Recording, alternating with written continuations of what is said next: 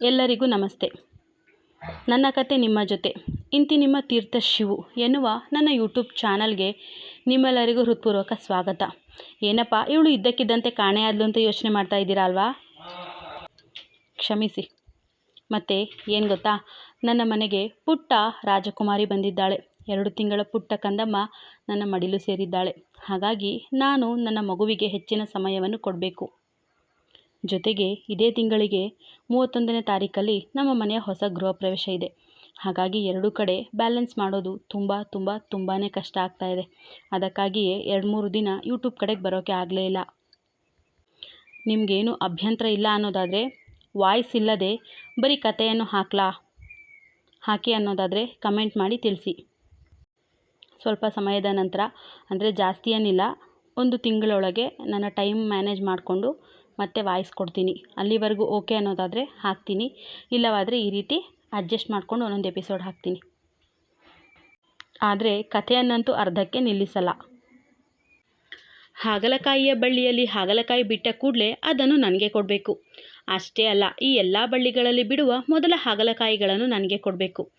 ಯಾಕಂದರೆ ನನ್ನ ಗಂಡನಿಗೆ ಹಾಗಲಕಾಯಿ ಅಂದರೆ ತುಂಬ ಇಷ್ಟ ಎನ್ನುತ್ತಾ ತನ್ನ ಹೆತ್ತವರ ಕಡೆ ತಿರುಗಿದ ಐಕ್ಯ, ನೀವಿಬ್ಬರು ಯಾಕೆ ಏನೊಂದು ಮಾತಾಡ್ತಾ ಇಲ್ಲ ಎಂದು ಪ್ರಶ್ನಿಸಿದಾಗ ಅವರಿಬ್ಬರು ಅತ್ತ ನೋಡು ಎನ್ನುವಂತೆ ಸನ್ನೆ ಮಾಡ್ತಾರೆ. ಅಲ್ಲೇನಿದೆ ಎನ್ನುತ್ತಾ ತಿರುಗಿದ ಹೆಣ್ಣಿಗೆ ಕಂಡಿದ್ದು ಅವಳ ಗಂಡ. ಯಾರಿಗಾಗಿ ಅವಳು ತೊಗರಿಕಾಯಿ ಮತ್ತು ಹಾಗಲಕಾಯಿ ಕೊಡಿ ಎನ್ನುತ್ತಿದ್ದಾಳೋ ಅವನೇ ಹಾಗಲಕಾಯಿಯ ಹಾಗೆ ಮುಖ ಮಾಡಿಕೊಂಡು ಮಳೆಯಲ್ಲಿ ನೆನೆಯುತ್ತಾ ನಿಂತಿದ್ದಾನೆ. ಮುಂದೆ ಅವನನ್ನು ಕಂಡು ಇವಳೇನು ಹೆದರಲಿಲ್ಲ. ಹೆದರುವ ಹೆಣ್ಣು ಅಲ್ವಲ್ಲ. ಓಹೋ, ಸೈಕೋ ಬಂದೇ ಬಿಟ್ಟ. ಆದರೆ ನಾನು ಇಲ್ಲಿದ್ದೀನಿ ಅಂತ ಯಾರು ಹೇಳಿದರು ಅಂತ ಗೊತ್ತಿಲ್ವಲ್ಲ. ಕಿಟ್ಟುನಾ ಅಥವಾ ಸ್ವೀಟಿ? ಅಮ್ಮನ ಫೋನ್ನ ನಾನೇ ಸೈಲೆಂಟ್ ಮಾಡಿದ್ದೆ. ಮತ್ತು ಯಾರು ಹೇಳಿರಬಹುದು?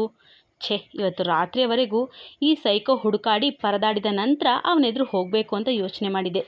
ಆದರೆ ಯಾರೋ ನನಗೆ ಗೊತ್ತಿಲ್ಲದೆ ಪಿನ್ ಇಟ್ಟು ಬಿಟ್ಟಿದ್ದಾರೆ ಎಂದೆಲ್ಲ ತನ್ನಲ್ಲೇ ಮಾತನಾಡಿದ ಹೆಣ್ಣು ಅವನನ್ನೇ ನೋಡುತ್ತಾ ಎದ್ದು ನಿಲ್ಲುತ್ತಾಳೆ. ಅವನನ್ನು ನೋಡಿದರೆ ತಿಳಿಯುತ್ತಿತ್ತು ಅವನು ನಿನ್ನೆಯಿಂದ ಕಂಗಾಲಾಗಿ ಹೋಗಿದ್ದಾನೆ ಅಂತ. ನಿನ್ನೆ ರಾತ್ರಿ ಧರಿಸಿದ ಅದೇ ವೈಟ್ ಪ್ಯಾಂಟ್, ವೈಟ್ ಶರ್ಟ್. ಆದರೆ ವೈಟ್ ಶರ್ಟ್ನ ತೋಳು ಮಡಚಿದ್ದಾನೆ. ಇನ್ ಶರ್ಟ್ ಹೊರಗೆ ಬಂದಿದೆ. ಟೈ ಸಡಿಲವಾಗಿದೆ. ಬಟ್ಟೆ ಕೊಳೆಯಾಗಿದೆ. ಕಣ್ಣು ಕೆಂಪಾಗಿ ಹೋಗಿವೆ. ಅವನನ್ನು ಈ ರೀತಿ ಕಂಡ ಹೆಣ್ಣು ತುಟಿ ಕಚ್ಚಿ ನಗುವನ್ನು ತಡೆಹಿಡಿಯುವ ಪ್ರಯತ್ನ ಮಾಡುತ್ತಾ, ನಿಂಗಿದು ಬೇಕಿತ್ತ ಮಗನೇ ಎಂದು ಮನದಲ್ಲೇ ಪ್ರಶ್ನೆ ಮಾಡುತ್ತಾಳೆ. ಅವನು ಹಾಗೆ ಕಂಗಾಲಾಗಿ ಹೋಗಿದ್ದಾನೆ. ಆದರೆ ಇವಳು ತನ್ನ ಗುಂಗುರು ಕೂದಲನ್ನು ತುರುಬು ಕಟ್ಟಿರುವ ಮಲಯಾಳಿ ಚೆಲುವೆ ಅವನಿಗೆ ಇಷ್ಟವಾಗುವ ಹಾಗೆ ಕಣ್ಣಿಗೆ ಕಾಡಿಗೆ ಹಚ್ಚಿದ್ದಾಳೆ. ಅವನ ಹೆಸರಿನ ಸಿಂಧೂರ ಮಳೆ ನೀರಿಗೆ ಕರಗಿದ್ದರೂ ಮಾಸಿಲ್ಲ. ಧರಿಸಿರುವುದು ಕಪ್ಪು ಬಣ್ಣದ ಟೀ ಶರ್ಟ್ ಮತ್ತು ಮೊಣಕಾಲಿನವರೆಗಿನ ಕಪ್ಪು ಬಣ್ಣದ ನೈಟ್ ಪ್ಯಾಂಟ್. ಹೆಚ್ಚು ಶಬ್ದ ಮಾಡದ ಒಂದೆಳೆಯ ಕಾಲ್ಚೈನ್ ಜೊತೆಗೆ ಎಡಗಾಲಿನಲ್ಲಿ ಕಪ್ಪು ದಾರವಿದೆ. ಪುಟ್ಟ ಓಲೆಯ ಜೊತೆಗೆ ಅವನ ಹೆಸರಿನ ಮಂಗಳಸೂತ್ರವೇ ಅವಳ ಒಡವೆಗಳು. ಒಟ್ಟಿನಲ್ಲಿ ಅವಳು ಸುಂದರಿಯೇ. ರೌಡಿ ರಾಕ್ಷಸಿ, ಹೇಗೆ ಕಾಣ್ತಾ ಇದೆಯಾ ನೋಡು. ನಿನಗೋಸ್ಕರ ನಾನು ರಾತ್ರಿ ಇಡೀ ಊರಲ್ಲೆಲ್ಲ ಹುಚ್ಚನ ಹಾಗೆ ಅಲೆದು ಎದ್ದು ಬಿದ್ದು ಪರದಾಡ್ತಾ ಇದ್ದರೆ ನೀನಿಲ್ಲಿ ಅಪ್ಪನ ಮನೆಯಲ್ಲಿ ಬೆಚ್ಚಗೆ ಇದ್ದೀಯಾ? ಗಂಡನನ್ನು ಅಲ್ಲಿ ಅಲೆದಾಡಲು ಬಿಟ್ಟು ಅವನಿಗೋಸ್ಕರ ಇಲ್ಲಿ ತರಕಾರಿ ಗಿಡ ನೆಡುವ ಔದಾರ್ಯ ತೋರುತ್ತಿದ್ದೀಯಾ? ಸ್ವಲ್ಪವಾದರೂ ಮನುಷ್ಯತ್ವ, ಮಾನವೀಯತೆ ಅನ್ನೋದೇ ಇಲ್ಲ ಹೆಂಡ್ತಿ ನಿಂಗೆ ಎಂದು ಮನದಲ್ಲೇ ಮಾತನಾಡಿದವನು ಅವಳ ಮೇಲಿಂದ ಕಣ್ಣು ಕೀಳುತ್ತಿಲ್ಲ. ಮಳೆಯಲ್ಲಿ ಒದ್ದೆ ಮುದ್ದೆಯಾದ ಹೆಣ್ಣನ್ನು ನೋಡುತ್ತಾ ನಿಂತು ಬಿಟ್ಟಿದ್ದಾನೆ ಶೌರ್ಯ. ಆದರೆ ಮನೆಯಿಂದ 2 ಛತ್ರಿ ತರುವ ಮಾಲತಿ ಒಂದನ್ನು ಶೌರ್ಯನಿಗೆ ಮತ್ತೊಂದನ್ನು ಅಚ್ಚುಗೆ ಕೊಡುತ್ತಾ, ಗಂಡ ಹೆಂಡತಿ ಹೀಗೆ ಮಳೆಯಲ್ಲಿ ನೆನೆಯಬೇಕು ಅಂತ ದೇವರಿಗೆ ಹರಕೆ ಕಟ್ಟಿರುವ ಹಾಗಿದೆ. ಮೊದಲು ಇಬ್ಬರು ಒಳಗೆ ಬನ್ನಿ ಎಂದಾಗ ಥೇಟ್ ಅವನಂತೆಯೇ ಕೆನ್ನೆಯೊಳಗೆ ನಾಲಿಗೆಯನ್ನು ತೂರಿಸಿ ನಗುತ್ತಾ ಹುಬ್ಬು ಹಾರಿಸುವ ಐಕ್ಯ, ಏನಾಯ್ತು ರೀ, ಬಟ್ಟೆ ಎಲ್ಲ ಕೊಳೆಯಾಗಿದೆ, ಮಳೆಯಲ್ಲಿ ಜಾರಿ ಬಿದ್ದ ಹಾಗಿದೆ, ಸರಿಯಾಗೇ ಬಿದ್ರಾ ಎಂದು ಕುಚೋದ್ಯವಾಗಿ ಪ್ರಶ್ನಿಸಿದಾಗ, ಹೌದು ಹೆಂಡ್ತಿ, ಬಿದ್ದೆ. ನಿಮ್ಮಮ್ಮ ನೀನಿಲ್ಲಿ ಮಳೆಯಲ್ಲಿ ನೆನೆತಿದ್ಯಾ ಅಂತ ಹೇಳಿದ್ರು ಹೆಂಡ್ತಿ. ತಕ್ಷಣ ಎದ್ನೋ ಬಿದ್ನೋ ಅಂತ ಓಡಿ ಬಂದೆ. ನಿಂಗೆ ಹೆಚ್ಚು ಹೊತ್ತು ನೀರಿನಲ್ಲಿ ನೆನೆದರೆ ತಲೆ ಸುತ್ತಿ ಬೀಳುವ ರೋಗವಿದೆಯಲ್ಲ, ಆ ಭಯಕ್ಕೆ ಓಡಿ ಬಂದೆ ಹೆಂಡ್ತಿ ಎನ್ನುತ್ತಾನೆ ಶೌರ್ಯ. ಅವನ ಮಾತಲ್ಲಿ ಅಸಮಾಧಾನವಂತೂ ಇದ್ದೇ ಇತ್ತು. ಹಾಂ, ನಮ್ಮಮ್ಮ ಹೇಳಿದ್ರಾ ಎಂದು ಆಶ್ಚರ್ಯ ತೋರುವ ಐಕ್ಯ ಅವರಿಬ್ಬರನ್ನೇ ನೋಡುತ್ತಿದ್ದ ಮಾಲತಿಯವರ ಕಡೆ ಪ್ರಶ್ನಾರ್ಥಕವಾಗಿ ನೋಡಲು, ನೀನಿಲ್ಲಿ ಗಿಡ ನೆಡುವಾಗ ನಾನು ಮಧ್ಯಾಹ್ನದ ಅಡುಗೆಗೆ ಮರೆಗೆಣಸನ್ನು ಕತ್ತರಿಸೋಣ ಅಂತ ಒಳಗೆ ಹೋದೆ ಅಚ್ಚು. ಆಗ ನನ್ನ ಫೋನಲ್ಲಿ ಬೆಳಕು ಬರ್ತಾ ಇತ್ತು. ಕಿಟ್ಟು ನನ್ನ ಫೋನನ್ನು ಸೈಲೆಂಟ್ನಲ್ಲಿ ಇಟ್ಟು ಹೋಗಿದ್ದಾನೆ ನೋಡು, ನನಗೆ ಗೊತ್ತೇ ಆಗಿಲ್ಲ. ಪಾಪ ನಿನ್ನ ಗಂಡ ಕಾಲ್ ಮಾಡ್ತಾ ಇದ್ದಿದ್ದು ಅಚ್ಚು. ತಕ್ಷಣ ನಾನು ಕರೆ ಸ್ವೀಕರಿಸಿ, ನಿನ್ನ ಗಂಡ ಮಾತನಾಡುವ ಮೊದಲೇ ಅಚ್ಚುಕುಟ್ಟಿ ಹೊರಗಡೆ ತರಕಾರಿ ಕೈತೋಟ ಮಾಡ್ತಿದ್ದಾಳಪ್ಪ ಶೌರ್ಯ, ಹಾಗಾಗಿ ನಿನ್ನ ಕಾಲ್ ರಿಸೀವ್ ಮಾಡಿಲ್ಲ ಅಂತ ಹೇಳಿದೆ. ತಕ್ಷಣ ನಾನು ಈಗಲೇ ಬರ್ತಾ ಇದ್ದೀನಿ ಅಮ್ಮ, ಆದರೆ ನಾನು ಬರುವವರೆಗೂ ಅವಳಿಗೆ ಏನು ಹೇಳಬೇಡಿ, ಅವಳಿಗೆ ಸರ್ಪ್ರೈಸ್ ಕೊಡ್ತೀನಿ ಅಂತ ನಿನ್ನ ಗಂಡ ಹೇಳಿದ್ದು ಎನ್ನುತ್ತಾರೆ ಮಾಲತಿ. ಅವರ ಮಾತಿಗೆ ಮುಖವನ್ನು ಉಬ್ಬಿಸಿದ ಐಕ್ಯ, ಅವ್ರು ಕೇಳೋ ಮೊದಲೇ ನೀನೇ ನಾನಿಲ್ಲಿ ಕೈತೋಟ ಮಾಡ್ತಾ ಇದ್ದೀನಿ ಅಂತ ಹೇಳಿದ್ಯಲ್ಲ, ನಿನ್ನಷ್ಟು ಜಾಣೆ ಈ ಪ್ರಪಂಚದಲ್ಲಿ ಹುಡುಕಿದ್ರೂ ಸಿಗುವುದಿಲ್ಲ ಬಿಡು. ಅವರು ನಿನ್ನ ಹತ್ರ ಹೇಳಿದ್ರಾ ನನಗೆ ಕಾಲ್ ಮಾಡ್ತಾ ಇದ್ದಾರೆ ಅಂತ? ನೀನು ಯಾಕಮ್ಮ ಹೇಳಿದ್ದು ಎಂದು ಜೋರು ಮಾಡಿ ಪ್ರಶ್ನಿಸಿದರೆ, ಯಾಕಚ್ಚುಕುಟ್ಟಿ, ಅವನು ಹೇಳದೇ ಇದ್ರೂ ಹಾಗೆ ಗೊತ್ತಾಗುತ್ತೆ, ನಿನ್ನ ಗಂಡ ಮೊದಲು ನಿನಗೆ ಕಾಲ್ ಮಾಡಿದ್ದಾರೆ, ನೀನು ಇಲ್ಲಿದ್ಯಲ್ಲ ಅದಕ್ಕೆ ನನಗೆ ಕಾಲ್ ಮಾಡಿದ್ದಾರೆ ಅಷ್ಟೇ. ಅದಕ್ಕೆ ಅವರು ಕೇಳೋ ಮೊದಲೇ ನೀನು ಈ ಕೆಲಸ ಮಾಡ್ತಾ ಇದೆಯಾ ಅಂತ ಹೇಳಿದ್ದು ಎಂದು ಬಹಳ ಸರಾಗವಾಗಿ ಹೇಳಿದ ಮಾಲತಿ, ಮೊದಲು ನಿನ್ನ ಗಂಡನನ್ನು ಬಚ್ಚಲಿಗೆ ಕರ್ಕೊಂಡು ಹೋಗು, ಸ್ನಾನ ಮಾಡಲಿ, ನೀನು ಕೂಡ ಸ್ನಾನ ಮಾಡು, ಇಬ್ಬರೂ ಒದ್ದೆ ಆಗಿದ್ದೀರಾ. ಅಷ್ಟರಲ್ಲಿ ನಾನು ಅಡುಗೆಗೆ ರೆಡಿ ಮಾಡ್ತೀನಿ. ಹಾಗೆ ನಿನ್ನ ಗಂಡ ಕಳೆದ ಬಾರಿ ಬಂದಾಗ ಬಿಟ್ಟು ಹೋದ ಬಟ್ಟೆ ಇಲ್ಲಿಯೇ ಇದೆ, ಅದನ್ನೇ ಕೊಡ್ತೀನಿ ಎಂದಾಗ ತಮ್ಮಿಬ್ಬರ ಒಳಜಗಳ ಹುಸಿ ಮುನಿಸು ಅವರಿಗೆ ತಿಳಿಯುವುದು ಬೇಡವೆಂದುಕೊಂಡ ಹೆಣ್ಣು ಶೌರ್ಯನ ಹತ್ತಿರ ಹೋಗಿ, ಬನ್ನಿ, ಹಿಂದಿನಿಂದ ಬಚ್ಚಲು ಮನೆಗೆ ಹೋಗಬಹುದು, ಹೀಗೆ ಹೋದರೆ ಮನೆಯಲ್ಲಿ ಹೆಜ್ಜೆ ಗುರುತು ಮೂಡುತ್ತೆ ಎನ್ನುತ್ತಾ ಮನೆಯನ್ನು ಬಳಸಿ ಹಿಂದೆ ಹೋದರೆ ಶೌರ್ಯ ಕೂಡ ಅವಳ ಹಿಂದೆಯೇ ಹೋಗುತ್ತಾನೆ. ಆದರೆ ಬಚ್ಚಲಿನ ಬಾಗಿಲಿನವರೆಗೂ ಮಾತ್ರವೇ ಮೌನವಾಗಿ ಬರುವ ಐಕ್ಯ, ಬಚ್ಚಲಿಗೆ ಬಂದ ಕೂಡಲೇ ಬಿಸಿ ನೀರು ರೆಡಿ ಇದೆ, ಹೋಗಿ ಸ್ನಾನ ಮಾಡ್ಕೊ, ಆದರೆ ಸ್ನಾನ ಮಾಡಿದ ನಂತರ ಸೈಲೆಂಟಾಗಿ ಇಲ್ಲಿಂದ ಹೋಗಿ ಬಿಡಬೇಕು ಎಂದು ಗಂಭೀರವಾಗಿ ನುಡಿದು ಅವನಿಗೆ ಎಚ್ಚರಿಕೆ ಕೊಟ್ಟು ಮುಂದೆ ಹೋಗಲು ನೋಡಿದರೆ ತಕ್ಷಣ ಅವಳ ಕೈ ಹಿಡಿದು ಬಚ್ಚಲಿಗೆ ಎಳೆದ ಶೌರ್ಯ ಬಾಗಿಲಿನ ಬೋಲ್ಟ್ ಹಾಕಿ ತಾನು ಸಹ ಅವಳ ಎದುರಿಗೆ ಗಂಭೀರವಾಗಿ ನಿಲ್ಲುತ್ತಾನೆ. ಅವನ ಈ ನಡೆಗೆ ಹುಬ್ಬು ಬೆಸೆದು ಕೈಕಟ್ಟಿ ಅವನ ಸಮಕ್ಕೆ ನಿಲ್ಲುವ ಐಕ್ಯ ಮೌನವಾಗಿ ಅವನನ್ನೇ ನೋಡಿದರೆ ಅವನು ಕೂಡ ಅವಳನ್ನೇ ನೋಡುತ್ತಾ ಉಳಿಯುತ್ತಾನೆ. 5-6 ನಿಮಿಷ ಸುಮ್ಮನಿದ್ದ ಐಕ್ಯ, ನೋಡಿದ್ದು ಮುಗಿದ್ರೆ ಸ್ನಾನ ಮಾಡು, ನಾನು ಹೋಗಿ ಬಟ್ಟೆ ತಂದು ಕೊಡ್ತೀನಿ ಎಂದು ಬೋಲ್ಟಿಗೆ ಕೈ ಹಾಕಲು ನೋಡಿದಾಗ ಅವಳ ಕೈಗೆ ತನ್ನ ಕೈ ಸೇರಿಸುತ್ತಾನೆ ಶೌರ್ಯ. ಅವಳು ಅವನಿಂದ ಬಿಡಿಸಿಕೊಳ್ಳಲು ನೋಡಿದಷ್ಟು ತನ್ನ ಹಿಡಿತ ಬಿಗಿ ಮಾಡಿದವನು ಕೊನೆಗೆ ಅವಳನ್ನು ಪಕ್ಕಕ್ಕೆಳೆದು ತಾನೇ ಬಾಗಿಲಿಗೆ ಅಡ್ಡಲಾಗಿ ನಿಲ್ಲುತ್ತಾನೆ. ಒಡನೆಯೇ ಮೂಗಿನ ಹೊಳ್ಳೆಗಳನ್ನು ಅರಳಿಸಿದ ಐಕ್ಯ, ಸುಮ್ಮನೆ ನನ್ನನ್ನು ಕೆರಳುವ ಹಾಗೆ ಮಾಡಬೇಡ ಶೌರ್ಯ, ನೀನು ಯಾಕೆ ಇಲ್ಲಿಗೆ ಬಂದಿದ್ದೀಯಾ? ನಾನೇನು ನಿನ್ನನ್ನು ಇಲ್ಲಿಗೆ ಬಾ ಅಂತ ಕರೆದಿಲ್ಲ, ಮತ್ತ್ಯಾಕೆ ಬಂದಿದ್ದು? ನಿನ್ನೆ ರಾತ್ರಿ ರಸ್ತೆಯಲ್ಲಿ ಸೀನ್ ಕ್ರಿಯೇಟ್ ಮಾಡಿದಂತೆ ಇಲ್ಲಿಯೂ ಸೀನ್ ಕ್ರಿಯೇಟ್ ಮಾಡುವ ಉದ್ದೇಶ ಇಟ್ಟುಕೊಂಡು ಬಂದಿದ್ರೆ ದಯವಿಟ್ಟು ಇಲ್ಲಿಂದ ಈಗಲೇ ಹೊರಟು ಹೋಗು ಎಂದು ಎಂದೆಂದಿಗಿಂತ ಗಂಭೀರವಾಗಿಯೇ ಹೇಳುತ್ತಾಳೆ ಐಕ್ಯ. ಆದರೂ ಅದುವರೆಗೂ ಅವನು ಒಂದೇ ಒಂದು ಮಾತನಾಡಲಿಲ್ಲ. ನಿನ್ನನ್ನೇ ಕೇಳ್ತಾ ಇರೋದು, ಬಾಯಿ ಬಿಟ್ಟು ಮಾತಾಡು. ನೆನ್ನೆ ಅಷ್ಟೆಲ್ಲ ಮಾತನಾಡಿದ ನೀನು ಈಗ ಬಾಯಲ್ಲಿ ಪಡ್ಡು ತುಂಬಿಕೊಂಡು ಬಂದಿದ್ದೀಯಾ ಎಂದವಳು ಮತ್ತೊಮ್ಮೆ ಜೋರು ಮಾಡುವ ಹೊತ್ತಿಗೆ ಐಕ್ಯಳನ್ನು ಗೋಡೆಗೆ ಒರಗಿಸಿ ಅವಳ ಇಕ್ಕೆಲಗಳಲ್ಲಿ ತನ್ನ 2 ಕೈಗಳನ್ನು ಊರಿದ ಶೌರ್ಯ, ನಾನು ಸುಮ್ಮನೆ ಇದ್ದೀನಿ ಅಂತ ಬಾಯಿಗೆ ರೆಸ್ಟ್ ಕೊಡದೆ ಮಾತಾಡಬೇಡ ಹೆಂಡತಿ, ಇಲ್ಲಿ ಸೀನ್ ಕ್ರಿಯೇಟ್ ಮಾಡಬೇಕು ಎನ್ನುವ ಉದ್ದೇಶ ನನಗೂ ಇಲ್ಲ. ಏನೇ ಮಾತನಾಡುವುದಿದ್ರೂ ನಾವು ನಮ್ಮ ಮನೆಯಲ್ಲಿ ಮಾತಾಡಿ ಇತ್ಯರ್ಥ ಮಾಡಿಕೊಳ್ಳೋಣ, ಬೇಗ ಬೇಗ ರೆಡಿಯಾಗು ಹೋಗೋಣ ಎನ್ನುತ್ತಾನೆ. ಎಲ್ಲಿಗೆ ಹೋಗೋದು? ಯಾರ ಮನೆಗೆ ಹೋಗೋದು? ನಾನು ಎಲ್ಲಿಗೂ ಬರಲ್ಲ, ನಾನು ಇಲ್ಲಿಯೇ ಇರ್ತೀನಿ ಎಂದವಳು ದೃಢ ನಿರ್ಧಾರ ಮಾಡಿದವಳಂತೆ ನುಡಿದರೆ, ಲೇ ಹೆಂಡತಿ, ನನಗೆ ಉರಿಯುವ ಹಾಗೆ ಆಡಬೇಡ, ಸುಮ್ಮನೆ ನನ್ನೊಂದಿಗೆ ಬಂದು ಬಿಡು. ನಿನ್ನೆ ರಾತ್ರಿ ಇಡೀ ನೀನನ್ನು ಹುಡುಕಿದ್ದೀನಿ, ಎಲ್ಲೆಲ್ಲಿ ಅಲೆದಿದ್ದೀನಿ ಅನ್ನೋದು ನನಗೆ ಮಾತ್ರವೇ ಗೊತ್ತು. ಹೀರೋ ಸಾಮ್ರಾಟ್ ಮನೆಯಿಂದ ಹಿಡಿದು ನನ್ನ ಆಸ್ಪತ್ರೆಯಲ್ಲಿ ಕೆಲಸ ಮಾಡುವ ಎಲ್ಲ ಸ್ಟಾಫ್ಗಳ ಹತ್ತಿರ ನಿನ್ನ ಬಗ್ಗೆ ಪರೋಕ್ಷವಾಗಿ ವಿಚಾರಿಸಿದ್ದೀನಿ. ರಾತ್ರಿ ಇಡೀ 1 ನಿಮಿಷವೂ ನಾನು ನೆಮ್ಮದಿಯಿಂದ ಉಸಿರಾಡಿಲ್ಲ, 1 ನಿಮಿಷವೂ ಕೂತಿಲ್ಲ, ನಿನ್ನನ್ನು ಹುಡುಕುತ್ತಲೇ ಇದ್ದೀನಿ. ಬೆಂಗಳೂರಿನ ಗಲ್ಲಿ ಗಲ್ಲಿಗಳನ್ನು ಕೂಡ ಬಿಟ್ಟಿಲ್ಲ. ಅಂಥದ್ರಲ್ಲಿ ನೀನಿಲ್ಲಿ ಆರಾಮಾಗಿದ್ದೀಯಾ? ಸಾಲದಕ್ಕೆ ಕಿಟ್ಟು ಹತ್ರ ಕೂಡ ಸುಳ್ಳು ಹೇಳಿಸಿದೆ ಅಲ್ವಾ? ನಾನವನಿಗೆ ನೆನ್ನೆ ರಾತ್ರಿ ಕಾಲ್ ಮಾಡಿದಾಗ ನೀನು ಅವನ ಜೊತೆಯೇ ಇದ್ದುಕೊಂಡು ಸುಳ್ಳು ಹೇಳಿಸಿದ್ದೀಯಾ? ಈಗ ನಿನ್ನ ಅಮ್ಮನ ಹತ್ತಿರ ಉಪಾಯವಾಗಿ ಮಾತನಾಡುತ್ತಾ ನಿಮ್ಮ ರಿಲೇಷನ್ಗಳ ಬಗ್ಗೆ ತಿಳಿಯೋಣ ಎಂದುಕೊಂಡು ಕಾಲ್ ಮಾಡಿದ್ದಕ್ಕೆ ನೀನು ಇಲ್ಲೇ ಇದ್ದೀಯಾ ಎನ್ನುವ ವಿಚಾರ ಗೊತ್ತಾಯಿತು. ಇಲ್ಲದಿದ್ದರೆ ನಾನು ನಿನ್ನನ್ನು ಹುಡುಕಿಕೊಂಡು ಎಲ್ಲೆಲ್ಲಿ ಅಲೆಯಬೇಕಿತ್ತು ಗೊತ್ತಿಲ್ಲ. ಒಟ್ಟಿನಲ್ಲಿ ನನ್ನನ್ನು ಈ ರೀತಿ ಆಟ ಆಡಿಸಿ ಗೋಳು ಹೊಯ್ದುಕೊಳ್ಳೋದು ಅಂದರೆ ನಿಂಗೆ ಅಷ್ಟು ಇಷ್ಟವೇನೋ ಅಲ್ವಾ? ನಿಂಗೆ ಸ್ವಲ್ಪವೂ ಮನುಷ್ಯತ್ವ ಮಾನವೀಯತೆ ಅನ್ನೋದೇ ಇಲ್ವಾ ಹೆಂಡತಿ ಎಂದವನು ಜೋರು ಮಾಡಿದರೆ ಒಮ್ಮೆಲೆ ಅವನ ಎದೆಗೆ ಕೈ ಹಾಕಿ ತಳ್ಳಿದ ಐಕ್ಯ, ಮನುಷ್ಯತ್ವ ಮಾನವೀಯತೆ ನಿನಗಿದೆಯಾ ಅಂತ ಮೊದಲು ನಿನ್ನನ್ನು ನೀನೇ ಪ್ರಶ್ನೆ ಮಾಡ್ಕೊ, ಆಮೇಲೆ ಈ ಪ್ರಶ್ನೆಯನ್ನು ನನ್ನ ಹತ್ರ ಕೇಳು. ನಿನ್ನೆ ರಾತ್ರಿ 11 ಗಂಟೆ ಹೊತ್ತಲ್ಲಿ ನನ್ನನ್ನು ನಡು ರಸ್ತೆಯಲ್ಲಿ ಇಳಿಸಿ ನನ್ನ ಕಾರಿನಲ್ಲಿ ಬರಬೇಡ, ಬೇರೆ ಯಾರದೋ ಜೊತೆಯಲ್ಲಿ ಹೋಗು ಅಂತ ಹೇಳಿ ಹೋದ್ಯಲ್ಲ, ಅದು ಮನುಷ್ಯತ್ವ ಇರುವವರು ಮಾಡುವ ಕೆಲಸವಾ? ಒಂಟಿ ಹೆಣ್ಣನ್ನು ರಾತ್ರಿ ಹೊತ್ತಲ್ಲಿ ಆ ರೀತಿ ಬಿಟ್ಟು ಹೋಗ್ತೀಯಲ್ಲ, ಅದು ಮಾನವೀಯತೆ ಇರುವವರು ಮಾಡುವ ಕೆಲಸವಾ ಎಂದು ಪ್ರಶ್ನಿಸಿದಾಗ, ನಾನು 10 ನಿಮಿಷಕ್ಕೆಲ್ಲ ವಾಪಸ್ ಬರಲಿಲ್ವಾ? ಏನೋ ಕೋಪಕ್ಕೆ ಆ ರೀತಿ ಹೇಳಿ ಹೋಗಿದ್ದು ಅಷ್ಟೇ. ಆದರೆ ನೀನು ಅಷ್ಟು ಹೊತ್ತಿಗೆ ಆ ಸಾಮ್ರಾಟ್ನ ಕಾರಿಗೆ ಯಾಕೆ ಹತ್ತಬೇಕಿತ್ತು ಎಂದು ಶೌರ್ಯ ಕೂಡ ಅವಳನ್ನೇ ದೂರುವಂತೆ ಪ್ರಶ್ನಿಸಿದಾಗ, ಅಯ್ಯಯ್ಯೋ, ಎಷ್ಟು ದೊಡ್ಡ ತಪ್ಪು ಮಾಡಿಬಿಟ್ಟೆ ಅಲ್ವ ನಾನು. ನನ್ನ ಸೈಕೋ ಗಂಡ 10 ನಿಮಿಷಕ್ಕೆ ವಾಪಸ್ ಬರ್ತಾನೆ ಅಂತ ನನಗೆ ಕನಸು ಬಿದ್ದಿತ್ತಲ್ಲ, ಹಾಗಾಗಿ ನಾನು ನಿನ್ನನ್ನು ಕಾಯುತ್ತಾ ಹಾಗೆಯೇ ನಿಲ್ಲಬೇಕಿತ್ತು. ನೀನು ಬರುವ 10 ನಿಮಿಷದಲ್ಲಿ ಯಾರಾದರೂ ಬಂದು ನನ್ನನ್ನು ಕಾರೊಳಗೆ ತುಂಬಿಕೊಂಡು ಹೋಗಿ ಅವರಿಷ್ಟ ಬಂದಂತೆ ಮಾಡಿ ನಡು ರಸ್ತೆಯಲ್ಲೋ ಅಥವಾ ರೈಲ್ವೆ ಟ್ರ್ಯಾಕ್ ಮೇಲೋ ಎಸೆದು ಹೋಗಬೇಕಿತ್ತು. ಆಗ ನಿನಗೆ ಅರ್ಥವಾಗ್ತಾ ಇತ್ತು. ಬರೀ 10 ನಿಮಿಷ ಅಂತ ಹೇಳ್ತೀಯಲ್ಲ, ಅದೇ 10 ನಿಮಿಷಕ್ಕೆ ಏನೆಲ್ಲ ನಡೆದು ಹೋಗಬಹುದು ಎನ್ನುವ ಕನಿಷ್ಠ ಜ್ಞಾನ ಕೂಡ ಇಲ್ವ ನಿನಗೆ? ನಾನೇನು ಬೇಕು ಅಂತ ನಿನ್ನ ಜೊತೆ ಪಾರ್ಟಿಗೆ ಬಂದಿದ್ನಾ ಅಥವಾ ಬೇಕು ಅಂತ ಹೀರೋ ಜೊತೆ ಮಾತಾಡ್ತಾ ಇದ್ನಾ? ಪಾರ್ಟಿಯಲ್ಲಿ ಅವನು ಮೀಡಿಯಾದವರ ಮುಂದೆ ನನ್ನನ್ನು ಮಾತನಾಡಿಸಿದಾಗ, ಮಾತನಾಡದೆ ಹೋದರೆ ಶೌರ್ಯನ ಹೆಂಡತಿಗೆ ಅಹಂಕಾರ ಅಂತಾರೆ. ಇನ್ನು ಮೊದಲ ಸಿನಿಮಾವೇ ರಿಲೀಸ್ ಆಗಿಲ್ಲ, ಆಗಲೇ ಅವಳಿಗೆ ಕೊಂಬು ಬಂದಿದೆ ಅಂತಾರೆ. ಅದೆಲ್ಲ ಸಿನಿಮಾದ ಮೇಲೆ ಋಣಾತ್ಮಕ ಪರಿಣಾಮ ಬೀರುತ್ತದೆ ಎನ್ನುವ ಸಲುವಾಗಿ ಅವನೊಂದಿಗೆ ಮಾತನಾಡಿದ್ದು. ಇನ್ನು ಅವನು ಕೈ ಚಾಚಿದಾಗ ಕೈ ಚಾಚದೆ ಇರಲು ಆಗುತ್ತಾ? ಅವನು ನನ್ನನ್ನು ಗಟ್ಟಿಯಾಗಿ ಅಪ್ಪಲು ಬಂದರೂ ಸಿನಿಮಾ ಅವಕಾಶ ಕೊಟ್ಟರೂ ಒಪ್ಪಲಿಲ್ಲ ನಾನು.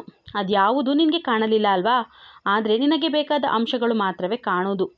ನೀನು ಕೂಡ ಪಾರ್ಟಿಯಲ್ಲಿ ಏನೇನು ಮಾಡಿದೆ ಅನ್ನೋದನ್ನು ನಾನು ನೋಡಿದೆ. ಆದರೂ ಅದರ ಬಗ್ಗೆ ಏನೂ ಮಾತನಾಡಲಿಲ್ಲ ಅಂದರೆ ನಾನು ಏನು ಅಂತ ನೀನೇ ಅರ್ಥ ಮಾಡ್ಕೋಬೇಕು.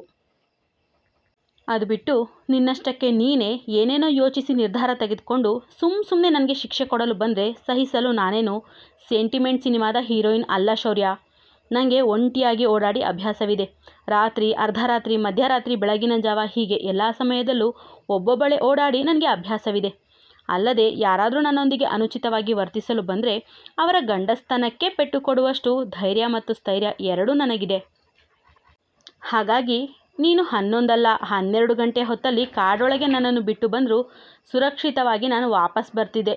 ಆದರೆ ನನ್ನದೇ ಜಾಗದಲ್ಲಿ ಬೇರೆ ಯಾರಾದರೂ ಪಾಪದ ಹುಡುಗಿ ಇದ್ದಿದ್ರೆ ಅವಳ ಕತೆ ಏನಾಗುತ್ತಿತ್ತು ಎನ್ನುವ ಅಂದಾಜಿದೆಯಾ ನಿನಗೆ? ಹೇಳು ಶೌರ್ಯ. ಆ ಹುಡುಗಿ ಕತ್ತಲೆಯ ರಾತ್ರಿಯಲ್ಲಿ ಒಬ್ಬಳೇ ಎಲ್ಲಿಗೆ ಹೋಗೋದು, ಏನು ಮಾಡೋದು ಎಂದು ಹೆದರಿಯೇ ಸತ್ತು ಹೋಗ್ತಾ ಇದ್ಲು. ಅದಕ್ಕೋಸ್ಕರ ನಾನು ಆ ಹೀರೋ ಕಾರಿನಿಂದ ಇಳಿದು ನನ್ನ ತಮ್ಮನಿಗೆ ಕಾಲ್ ಮಾಡಿ ಬರಹೇಳಿ ಅವನೊಂದಿಗೆ ಮನೆಗೆ ಬಂದೆ. ನನ್ನನ್ನು ಕಾರಿನಿಂದ ಇಳಿಸಿದ ನೀನು ಮತ್ತ್ಯಾಕೆ ನನ್ನನ್ನು ಹುಡುಕಿದ್ದು? ನಾನಂತೂ ಯಾವುದೇ ಕಾರಣಕ್ಕೂ ನಿನ್ನ ಜೊತೆ ನಿನ್ನ ಮನೆಗೆ ಬರಲ್ಲ. ಇದು ಸೇರಿ 2ನೇ ಬಾರಿಗೆ ನೀನು ಹೀಗೆ ಮಾಡ್ತಾ ಇರೋದು. ಮತ್ತೆ ಮತ್ತೆ ಇದೇ ಪುನರಾವರ್ತನೆಯಾಗುತ್ತದೆ ಎನ್ನುವುದು ನನಗೆ ಗೊತ್ತು. ಅದಕ್ಕೆ ಹೇಳ್ತಾ ಇದ್ದೀನಿ, ನಿನ್ನ ಪಾಡಿಗೆ ನೀನಿರು, ನನ್ನ ಪಾಡಿಗೆ ನಾನಿರ್ತೀನಿ. ನಿನ್ನ ಸಿನಿಮಾ ಕಂಪ್ಲೀಟ್ ಆದಮೇಲೆ ಹೇಗಿದ್ದರೂ ನಮ್ಮಿಬ್ಬರ ದಾರಿ ಬೇರೆ ಆಗಲೇಬೇಕು. ನಾವು ಈಗಲೇ ಇದೇ ರೀತಿ ಬೇರೆಯಾಗೋಣ. ಈಗ ಸ್ನಾನ ಮಾಡಿ ಬಾ, ನಾನೇ ತಿಂಡಿ ಮಾಡಿಕೊಡ್ತೀನಿ. ತಿಂದು ಇಲ್ಲಿಂದ ಹೊರಟು ಬಿಡು ಎಂದು ತನ್ನ ಮಾತನ್ನೆಲ್ಲ ಹೇಳಿ ಮುಗಿಸಿದ ಐಕ್ಯ ಅಲ್ಲಿಂದ ಹೊರಡಲು ನೋಡಿದರೂ ಅವಳನ್ನು ಬಿಡದೆ ಮತ್ತೆ ಗೋಡೆಗೆ ಒರಕಿಸಿದ ಶೌರ್ಯ ಅವಳು ಕೋಪದಿಂದ ಮಾತನಾಡುವ ಮುನ್ನವೇ ಮತ್ತೆ ಅವಳನ್ನು ಬರಸೆಳೆದು ಗಟ್ಟಿಯಾಗಿ ಅಪ್ಪುತ್ತಾನೆ. ಅವಳು ಕೋಪದಿಂದಲೇ ಸೈಕೋ ಬಿಡೋಲೋ ನನ್ನನ್ನು ಎಂದು ಜೋರು ಮಾಡಿದರೆ 1-2 ನಿಮಿಷ ಸುಮ್ಮನಿದ್ದ ಶೌರ್ಯ ಬಳಿಕ ಐ ಆಮ್ ಸಾರಿ ಹೆಂಡತಿ, ಇವತ್ತೇ ಕೊನೆ. ಇನ್ಯಾವತ್ತೂ ನಾನು ಹೀಗೆಲ್ಲ ಮಾಡಲ್ಲ. ಆ ಕ್ಷಣಕ್ಕೆ ಬಂದ ಕೋಪವನ್ನು ಹೇಗೆ ತೋರಿಸಬೇಕು ಅಂತ ಗೊತ್ತಾಗಲಿಲ್ಲ. ಅದಕ್ಕೆ ನಿನ್ನನ್ನು ಕೆಳಗಿಳಿಸಿಬಿಟ್ಟೆ. ಆದರೂ ನಾನು ದೂರಕ್ಕೆ ಹೋಗಿರಲಿಲ್ಲ ಕಣೆ, ನಿನಗೋಸ್ಕರ ವಾಪಸ್ ಬಂದೆ. ಅಷ್ಟೇ ಅಲ್ಲ, ನೀನು ನನ್ನೊಂದಿಗೆ ಬರಲ್ಲ ಅಂತ ಹೇಳಿದ ನಂತರವೂ ನಾನು ಮನೆಯ ಹೊರಗಡೆ ನಿಂತು ನಿನಗಾಗಿ ಕಾಯ್ತಾ ಇದ್ದೆ. ನೆನ್ನೆ ರಾತ್ರಿ ಇಡೀ ಹುಚ್ಚನಂತೆ ನಿನಗಾಗಿ ಹುಡುಕಾಡಿದ್ದೀನಿ ಹೆಂಡತಿ. ನನ್ನ ಅಮ್ಮನ ಮೇಲೆ ಆಣೆ ಹಾಕಿ ಹೇಳ್ತೀನಿ, ನೆನ್ನೆ ರಾತ್ರಿ ಪಾರ್ಟಿಯಲ್ಲಿ ಜ್ಯೂಸ್ ಕುಡಿದಿದ್ದು ಬಿಟ್ಟರೆ ಬಾಯಿಗೆ ಒಂದು ಹನಿ ನೀರನ್ನು ಸಹ ಹಾಕಿಲ್ಲ. ಸುಸ್ತಾಗಿ ಹೋಗಿದ್ದೀನಿ ಕಣೆ ನಾನು. ಈಗ ನೀನು ಕೂಡ ಈ ರೀತಿ ಮಾತಲ್ಲೇ ಇರಿದು ಹಿಂಸೆ ಮಾಡಬೇಡ ಎನ್ನುತ್ತಾನೆ. ಅದುವರೆಗೂ ಅವನ ಮೇಲೆ ಕೋಪ ತೋರುತ್ತಿದ್ದ ಐಕ್ಯ ಯಾವಾಗ ಅವನು ನೆನ್ನೆ ರಾತ್ರಿಯಿಂದ ಒಂದು ಹನಿ ನೀರು ಕುಡಿದಿಲ್ಲ ಎಂದನೋ ಆಗ ನಿಧಾನವಾಗಿ ಅವನ ಬೆನ್ನು ಸವರಿ, ಬೇಗ ಸ್ನಾನ ಮಾಡಿಕೊಂಡು ಬಾ, ತಿಂಡಿ ತಿಂದು ಸ್ವಲ್ಪ ಹೊತ್ತು ರೆಸ್ಟ್ ಮಾಡು ಎಂದು ಅವನನ್ನು ಸರಿಸಲು ನೋಡಿದಾಗ, ನೀನು ನನ್ನೊಂದಿಗೆ ಮನೆಗೆ ಬರ್ತೀನಿ ಅಂತ ಹೇಳು, ಆಗ ಸ್ನಾನ ಮಾಡಿ ರೆಸ್ಟ್ ಮಾಡ್ತೀನಿ ಎನ್ನುತ್ತಾನೆ ಶೌರ್ಯ. ಮೊದಲು ನಾನು ಹೇಳ್ದಂತೆ ಮಾಡು, ಆಮೇಲೆ ನಿನ್ನ ಮಾತಿನ ಬಗ್ಗೆ ಯೋಚನೆ ಮಾಡೋಣ ಎಂದು ಗದರಿದಂತೆ ನುಡಿದವಳು ಅಲ್ಲಿಂದ ಹೋಗುತ್ತಾಳೆ. ಅವನಿನ್ನೂ ಸ್ನಾನ ಮಾಡದೆ ಹಾಗೇ ನಿಂತಿದ್ದಾಗ ಮರಳಿ ಬಂದವಳು ಅವನ ಕೈಗೆ ಬಟ್ಟೆ ಮತ್ತು ಟವಲ್ ಕೊಟ್ಟು ಬೇಗ ಬೇಗ ಸ್ನಾನ ಮಾಡಿ ಬಾ ಎನ್ನಲು, ಲೇ ಹೆಂಡತಿ, ನೀನು ಹೇಳದೆ ಸಾರಿ ಕೇಳಿದ್ದೀನಿ. ಈಗ ನೀನು ಹೇಳದೆಯೇ ಪ್ಲೀಸ್ ಹೇಳ್ತೀನಿ. ಪ್ಲೀಸ್ ಮನೆಗೆ ಬಾರೆ ಹೆಂಡತಿ, ಇನ್ನೊಮ್ಮೆ ಹೀಗೆಲ್ಲ ಮಾಡಲ್ಲ ಎಂದು ಶೌರ್ಯ ಕರೆದಾಗ, ಬರೋದೋ ಬೇಡವೋ ಅಂತ ಮತ್ತೆ ಯೋಚನೆ ಮಾಡ್ತೀನಿ, ಮೊದಲು ಸ್ನಾನ ಮುಗಿಸಿ ಬಾ, ನಾನು ಮನೆಯೊಳಗಿನ ಬಚ್ಚಲಲ್ಲಿ ಸ್ನಾನ ಮಾಡ್ತೀನಿ ಎಂದು ಸೀದಾ ಹೋಗುವ ಐಕ್ಯ ಕೂಡ ಸ್ನಾನ ಮಾಡಿ ಬಟ್ಟೆ ಬದಲಾಯಿಸುತ್ತಾಳೆ.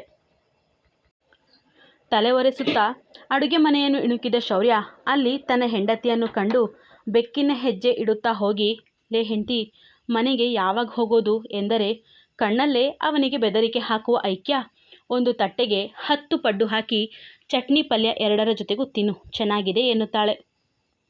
ಮೊದಲು ನೀನು ಮನೆಗೆ ಬರ್ತೀನಿ ಅಂತ ಹೇಳು, ಆಮೇಲೆ ತಿಂತೀನಿ ಎಂದವನು ಪಟ್ಟು ಹಿಡಿದರೆ, ತಟ್ಟೆಯನ್ನು ತಾನೇ ತೆಗೆದುಕೊಂಡ ಐಕ್ಯ ಪಡ್ಡುವನ್ನು ಚಟ್ನಿಯಲ್ಲಿ ಅದ್ದಿ ಅವನೆದುರು ಹಿಡಿದರೆ ಅಡ್ಡಡ್ಡ ತಲೆಯಾಡಿಸುತ್ತಲೇ ಬಾಯಿ ತೆರೆಯುತ್ತಾನೆ ಶೌರ್ಯ.